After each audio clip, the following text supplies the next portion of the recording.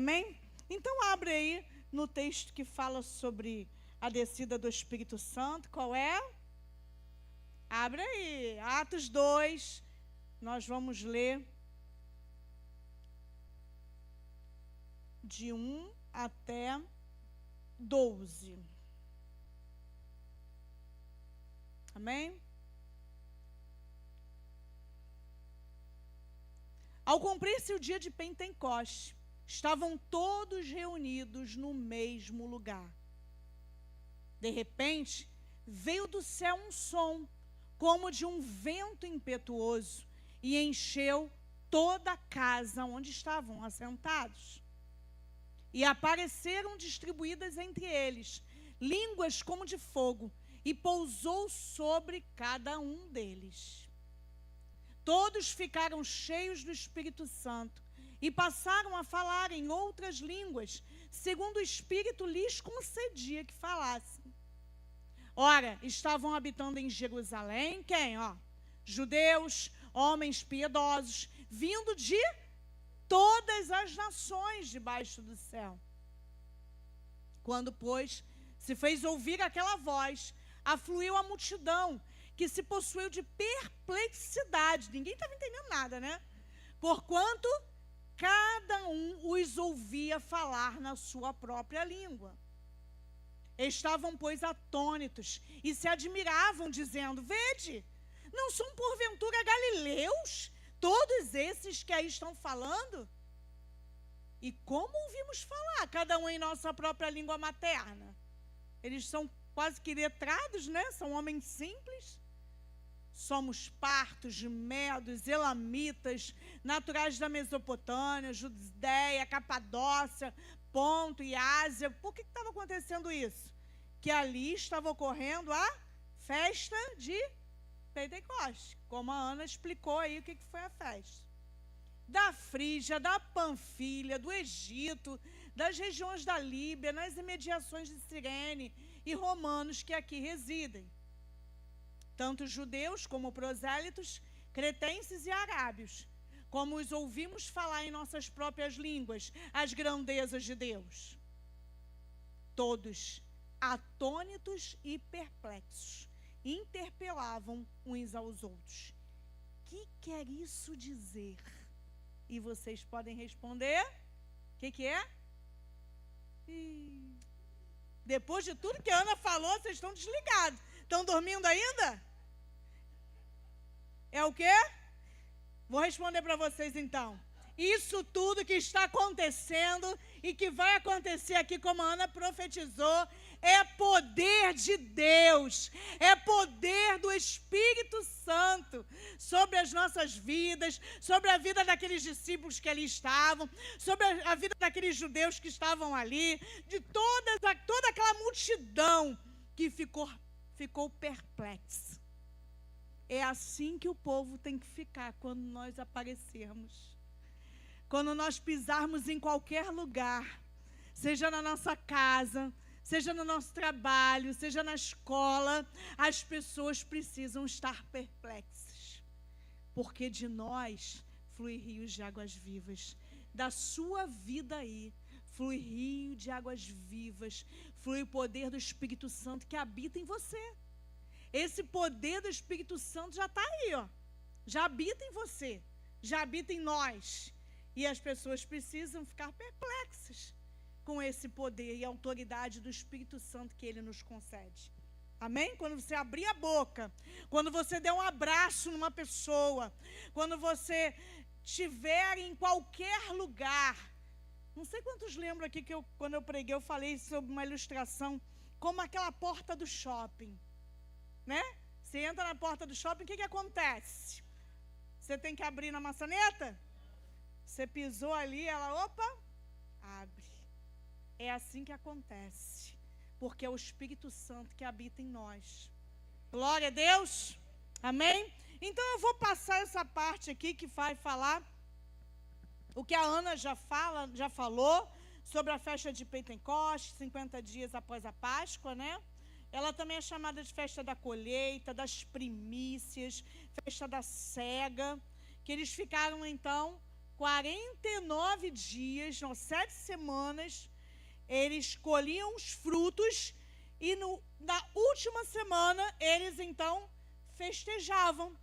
Festejavam o quê? Deram o nome então de Pentecoste. Amém? E foi nesse dia então que o Senhor escolheu para derramar, né, bem depois, o Espírito Santo sobre todos. Então nós vamos ver somente três argumentos sobre o que traz os ventos do Pentecoste. Anota aí.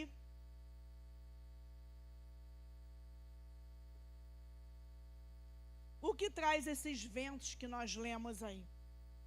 Que eles ouviram aí como um som, um vento impetuoso. A primeira coisa está no versículo 1 de Atos 2, que nós lemos. O que diz aí, ó? Ao cumprir-se o dia de Pentecoste, estavam todos reunidos no mesmo lugar. Estavam todos reunidos no mesmo lugar, aponta para quê?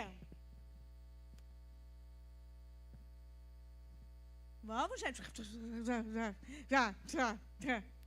Alto, fala alto. Comunhão, unidade. Estamos aqui, ó. Todos unidos, todos reunidos no mesmo lugar. Unidade, coloca aí. É a primeira marca, então, do verdadeiro Pentecoste. É a unidade. Ele vai aí, ó, no versículo 1. Estavam todos reunidos no mesmo lugar. 2. De repente veio do céu um som como de um vento impetuoso. Encheu, é isso que eu quero apontar, toda a casa onde estavam assentados. Então, ó, todos reunidos, toda a casa, versículo 3. E apareceram distribuídas entre eles línguas como de fogo, e pousou somente uma pessoa. Todos reunidos no mesmo lugar, pousou uma sobre cada um deles. Então é por isso que esse poder de Deus, esse Pentecoste, vai acontecer na sua vida sim. Não olha para o seu irmão e diz, ah não, só com você. Não, diga, sou eu. Vai ser sobre mim, sobre a minha cabeça. O Senhor vai ministrar sobre a minha vida também. Então, todos reunidos, encheu toda a casa, pousou sobre cada um deles. Versículo 4. Todos ficaram cheios do Espírito Santo. Glória a Deus. Então, não é só para um ou dois, só para alguns. Está disponível para todos. Eu posso ouvir um glória a Deus por isso? Igreja, está dormindo? Cadê o povo cheio do Espírito Santo? Acorda aí, hein? O Espírito Santo está aí. Em Atos 1, do versículo 13 a 15, relata o que eles estavam fazendo lá no cenáculo e quantas pessoas tinham. Olha aí, no versículo 13 ao 15. Quando ali entraram, subiram para onde? Cenáculo.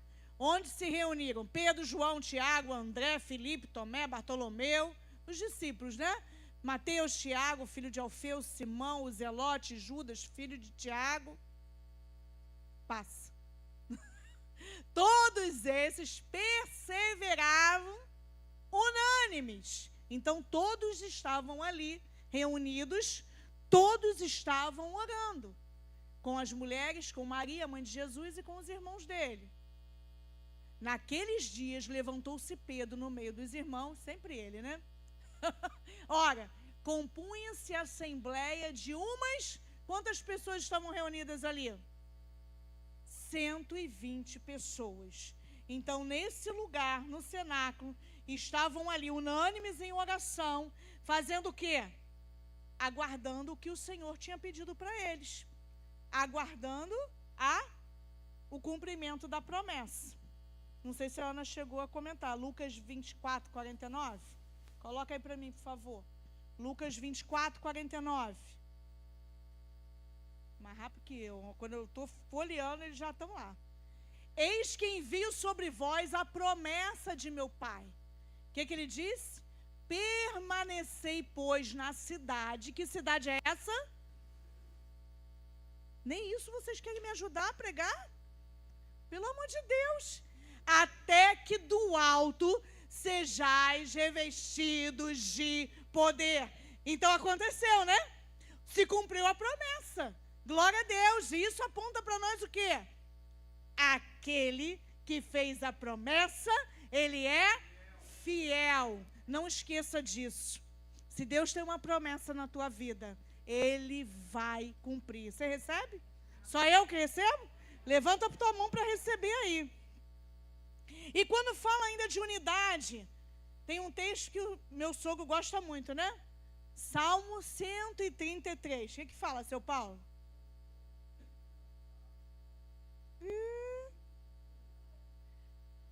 Oh, quão bom e agradável viverem unidos os irmãos. Tirou um 10, seu Paulo, ganhou uma estrelinha.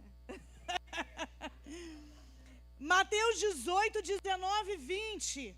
Também vivemos em unidade quando há concordância. Mateus 18, 19 e 20.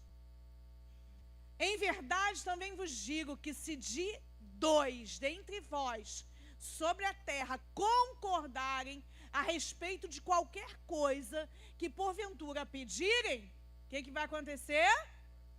Ser-lhes-á concedida por meu Pai que está no céu. Glória a Deus por isso. Então é isso que traz a primeira coisa, o vento do Pentecoste traz unidade. Vivermos unidos. Não tem que haver separação, discórdia no nosso meio. Tem que haver unidade, amor. Glória a Deus, vocês estão aí comigo? Segunda coisa, os ventos trazem, né? Os ventos promovem a expansão do reino, o serviço.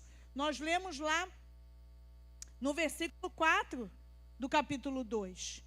Todos ficaram cheios do Espírito Santo e passaram a falar em outras línguas, segundo o Espírito lhes concedia que falassem. O Senhor já deu a promessa, já enviou eles. Agora fazer o quê? Como a Ana falou, testemunhar, é abrir a tua boca, é falar, né? É servir. Assim como no Velho Testamento, a festa de Pentecostes acontecia com muito trabalho, né? Eles precisaram plantar, tratar, né? Cuidar daquela colheita e colher, até chegar o tempo, né, de festejar. Mas antes da festa, há muito trabalho. É diferente o que acontece com a bênção que a gente recebe? Até chegar a nossa bênção, a gente batalha muito em oração, né? Batalha muito. Espera mais um pouquinho e me lembra de um hino antigo. Espera só mais um pouquinho. Espera só mais um pouquinho. Se a benção está demorando, espera só mais um pouquinho. A descida do Espírito Santo, então, tira os discípulos da zona de conforto. Anunciar o Evangelho aos outros povos. Foi o que nós lemos, então, a partir do versículo 5. Eles começaram, né, a falar do Evangelho, mas Deus deu um poder diferente a eles. Eles falaram em outras línguas, até que os outros estranharam, né? Ué, peraí, como é que eles estão falando ali, né? Estão ministrando a palavra e a gente está entendendo, né? Como nós lemos ali, não vamos ler de novo, eram vários povos de outros lugares, cada um falando uma língua diferente, mas Deus deu um poder tão grande que todos estavam entendendo. Glória a Deus por isso. Aí eu sempre ouvi o pastor Péricles falando sobre um nome difícil, né, de glossolalia, né, os pastores inteligentes que estão aqui conosco, né, pastor Tiago, pastor Rodrigo, pastor Péricles, né? Então, assim, eu que não sou muito inteligente, né? Pastor Lucas, aqui, que aí, né, cita grego, hebraico, mas eu também não podia ficar para trás, né, gente? Mas aí a gente pede ajuda, né? A gente pede ajuda. Eu achei muito interessante isso, né? Como essas línguas que eles falaram, e aí a gente lê que falar em outras línguas, né? Não é a língua dos anjos, que é a glossolalia. Ó, tá chique, hein? Tá chique. Glossolalia, né? Língua, glossa, língua, né? Do grego língua, lalia, falar. E tem o que eles falaram aí, que é a xenoglossia. Gostaram, né? Estão até perplexos aí. Xeno, estrangeiro, né? E gloss, lia. Lalia. Lalia, falar. Gloss, língua. Né? Gostaram, né? Sentiram firmeza, né? Seu Paulo também é professor de história, né? Às vezes a gente está vendo a pregação junto e ele está acompanhando lá. Falando, né? Tipo, é isso aí mesmo. Professor de história. Então é exatamente isso que estava acontecendo, né? Quando o poder do Espírito Santo vem sobre eles, todo aquele povo, que ia ser difícil mesmo, né? Falar da palavra em que aquele povo não ia entender nada. A gente já está falando ali, eles iam estar falando, eles não entenderam. Mas Deus é tão maravilhoso que desceu com essas línguas como de fogo para abençoar, sempre abençoar outras vidas. Olha como é interessante isso. Isso me remete a algo. Às vezes você acha, oh meu Deus, está vindo fresquinho do céu, hein? Deus é maravilhoso. Às vezes a gente acha que a gente está falando com alguém e a pessoa não está entendendo o que você está falando. Creia que o Espírito Santo vai fazer com que aquela pessoa vai entender. Porque não é de nós, é o Espírito Santo que faz. A gente somente é o canal do que o Senhor pode fazer através de nós. Por isso que estamos aqui, né? Para que o Senhor nos restaure, para que nos use para restaurar outras vidas. Deus é maravilhoso, gente. Todos aqui já aceitaram Jesus, né? Como único e suficiente Salvador. Dá vontade de aceitar todo dia, né? Dá vontade de aceitar Ele todos os dias. Glória a Deus. Então é isso. É o poder dEle que transforma outras vidas. Esse poder, através das nossas vidas, gera transformação. Eram 15 nações com línguas diferentes que se entendiam. Amém. Glória a Deus. E por último, além de trazer unidade, além de trazer, né, serviço, né, para promover o reino do Senhor, o Pentecoste traz alegria. Você pode dar um glória a Deus? Alegria. Quantos estão alegres aqui? Não existe povo de Deus triste. A palavra de Deus diz que nós podemos passar até por um momento, né, entristecidos, mas não vivemos triste. Eu, quando aceitei a Jesus, há 34 anos atrás, eu achava o povo crente muito chato. Um povo triste, um povo que andava na rua de cabeça baixa, né? Porque era mais santo do que os outros, então não podia nem olhar para o lado. Tinha que andar de cabeça baixa, com a Bíblia debaixo do braço, né? E ali a gente sabia que ia um crente. Eu chamava a minha sogra, né, seu Paulo, de Bíblia. A minha sogra é Bíblia. Ela não falava crente, nem evangélica, nem protestante. Era Bíblia, né? Talvez era mais comum porque o povo que anda com a Bíblia, né, debaixo do braço, né? Mas glória a Deus que depois eu aprendi que nós somos, né, temos que ser um povo alegre, porque temos a palavra de Deus, né, gravada no nosso coração. E essa alegria que quando a gente vai falar de Deus aí fora, as pessoas acham que elas são alegres, felizes, mas às vezes é uma alegria passageira, né? É quando está junto num bar, que está bebendo, e a bebida faz com que a pessoa como é que fala? Fica mais solta, mais extrovertida, né? E ela precisa disso. Nós não precisamos disso, amém? Para sermos alegres. Nós somos alegres porque nós temos a essência de Cristo. Nós temos a essência do Espírito Santo, o poder do Espírito Santo em nós. E em nós habita esse poder. Então nós não precisamos que ninguém nos mova para ficar alegre. Vamos ali conversar, contar uma piada, vamos brincar. Me faz ficar alegre? Não, nós somos alegres. E se você não é, toma posse. Porque a alegria é um fruto do Espírito, hein? Lá em Gálatas fala, né? O fruto contém ali alegria. Alegria, paz, longanimidade, benignidade, bondade, fidelidade, mansidão. Não tira essa não, hein? Domínio próprio, ai! Domínio próprio, doeu aí? Mas é esse fruto que nós temos que buscar. Ele nos deu aqui, ó, de graça, é teu. Temos que tomar posse. Não adianta falar, Senhor, me dá mais domínio próprio. Vão ocorrer situações para que você venha ter o domínio próprio ali naquela situação. E como os outros frutos do Espírito, né? Então, alegres pela colheita, alegres pelo fruto, alegres porque o Senhor tinha ajudado, o Senhor tinha dado a provisão, né? Tanto lá no passado, né? Na festa lá que eles colhiam os frutos, como os frutos do que a gente estava colhendo da morte e ressurreição de Jesus, né?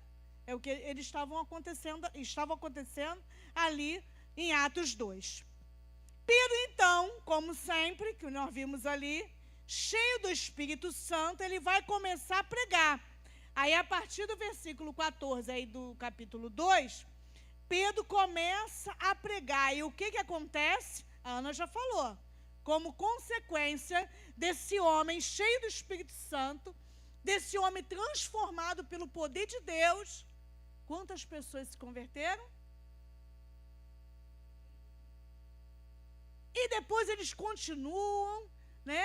Junto com o João, eles foram usados para curar lá o coxo, e depois...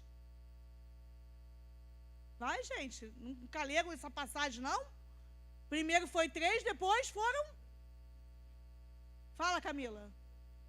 5.000.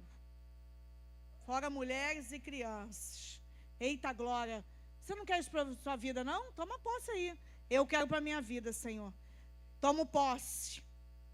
Que Pedro, esses homens aqui não são diferentes que nós, né? Ana falou aqui que nós faríamos obras maiores. Não precisa falar mais nada, né? Precisamos então nos alegrar em falar do reino de Deus. Alegria de convidar as pessoas. Alegria de estar falando da palavra. Não com tristeza, mas com alegria. Como se tivesse mesmo aquela festa que você convida, né? Vamos a um aniversário, vamos a uma festa, vamos celebrar juntos, em unidade. Vamos à igreja celebrar, porque muitos têm o entendimento errado, achando que a igreja a gente vai lá para pedir. Não, hoje eu vou me arrumar, vou para a igreja porque eu tenho que pedir algo no altar. Na realidade, a gente entra aqui para servir, para adorar, né?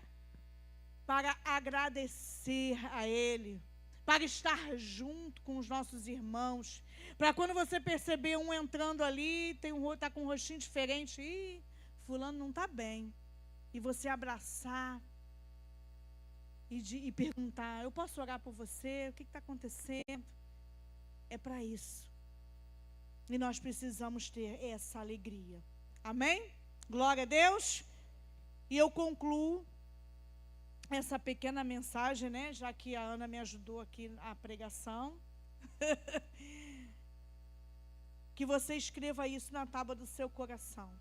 Que o verdadeiro Pentecoste nos ensina a unidade no Senhor, a servir a Deus com alegria e viver essa alegria do Espírito Santo. Sermos gratos, produzindo frutos de uma nova vida, uma vida transformada, como aconteceu com Pedro.